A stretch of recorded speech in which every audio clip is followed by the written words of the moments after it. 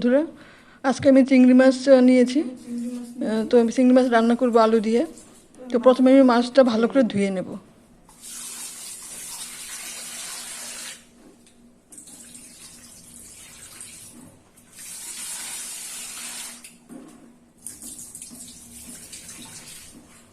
ধুয়ে নিয়েছি।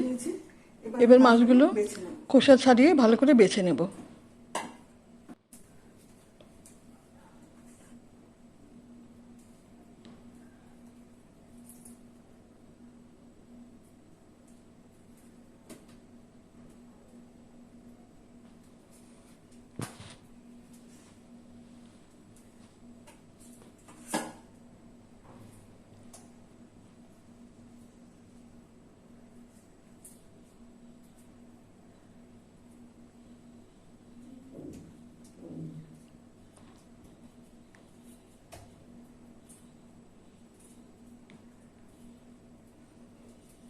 এইভাবে খোসা ছাড়িয়ে নিয়েছি।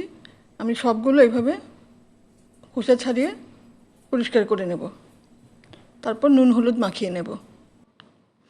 এবার কড়াইতে তেল গরম করে নেব। তেল গরম করে আমি চিংড়ি মাছগুলো ভেজে নেব।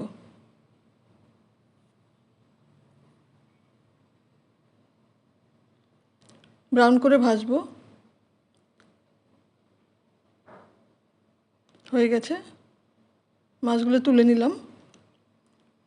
এবার ফোড়নে দিয়ে দেব তেজপাতা আর পাঁচফোড়ন। ফোড়নটা ভেজে আমি পেঁয়াজ কেটে রেখেছিলাম দিয়ে দিলাম।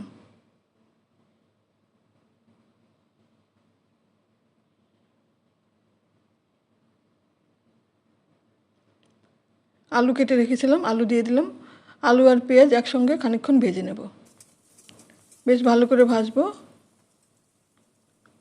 কিছুটা আদা বাটা দিলাম, আর দিলাম জিরে গুঁড়ো, ধনে গুঁড়ো আর একটু হলুদ গুঁড়ো।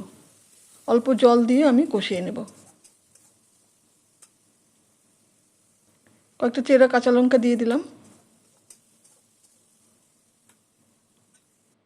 খানিকক্ষণ কষিয়ে নিয়ে আমি অল্প জল দিয়েছি। এবার ঢাকা দিয়ে রান্না করব আলুটা সেদ্ধ হওয়ার জন্য। পরিমাণ মতো নুন দিয়ে দিলাম।